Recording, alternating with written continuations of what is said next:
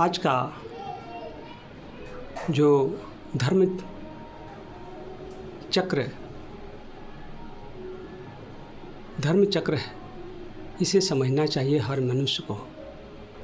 आत्मोक्षार्थम जगत हिताय च धर्मो रक्षति रक्षिता सत्यम शिवम सुंदरम। सत्य ही शिव है, शिव ही सुंदर है, और जो सुंदर है वही शिव है।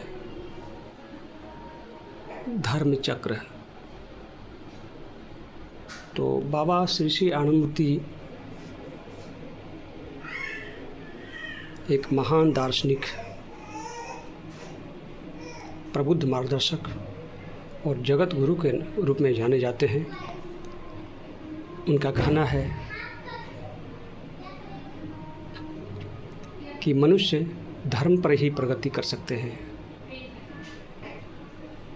जहाँ धर्म का पतन हो जाता है वहाँ पर सर्वनाश हो जाता है, प्रगति रुक जाती है।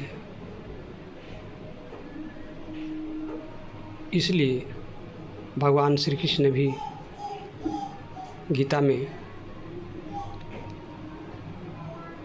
जो वर्णन है, यदा यदा हि धर्मस्य ग्लानिर्भवति भारत अभ्युत्थानं धर्मस्य तदात्मानं सृजाम्यहम् परित्राणाय साधूनां विनाशाय च दुष्कृतां धर्म संस्थापनार्थाय संभवामि युगे युगे।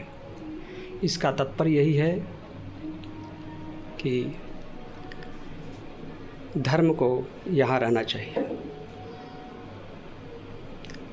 और यदि धर्म की ग्लानि हुई, धर्म की अधोगति हो जाती है, धर्म नीचे गिर जाता है, अंधकार में चला जाता है, तब मनुष्य की प्रगति रुक जाती है।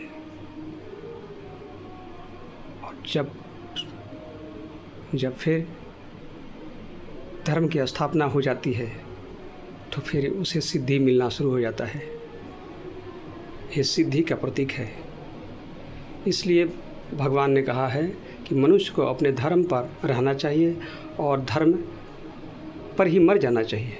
यदि धर्म पर मृत्यु होती है तो वह स्वर्गीय जीवन जीता है, और यदि धर्म की अधोगति हो जाती है, यदि धर्म की अधोगति होती है तो वह उसका सर्वनाश हो जाता है, वह अंधकार में चला जाता है, उसकी बुद्धि जड़ हो जाती है और जड़ योनियों में चला जाता है, अर्थात पशु योनियों में चला जाता है।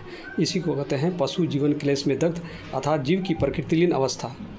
वह ऐसी अवस्था है जहाँ पूर्ण जड़ता है, जहाँ पूर्ण अंधकार है।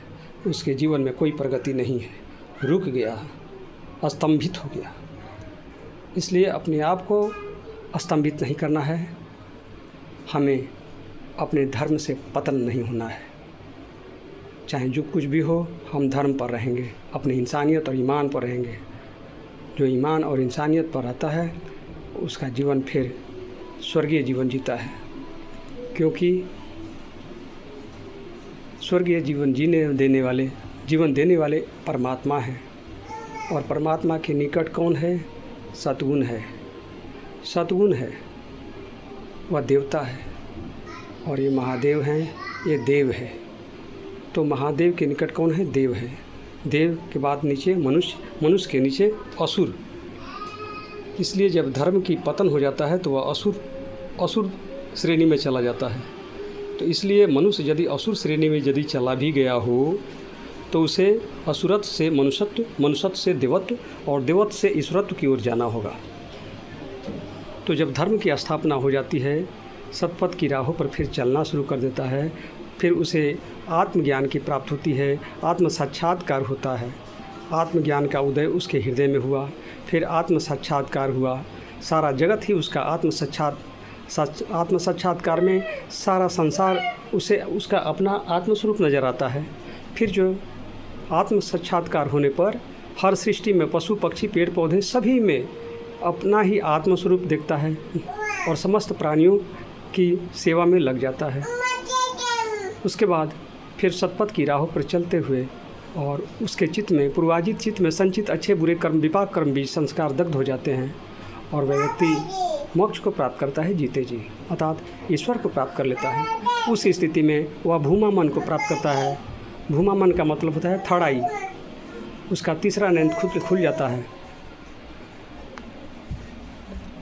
उसका शिव नेत्र तीसरा नयन खुल जाता है और उस दिव्य दृष्टि को प्राप्त करके वह जिस भी वस्तु पर दृष्टिपात करता है उस वस्तु का विश्लेषणात्मक तात्विक ज्ञान की प्राप्ति होती है। ऐसे ही लोगों को तत्वदर्शी तात्विक या दार्शनिक कहते हैं। ईश्वर प्राप्ति अनुसंधान केंद्र यूट्यूब चैनल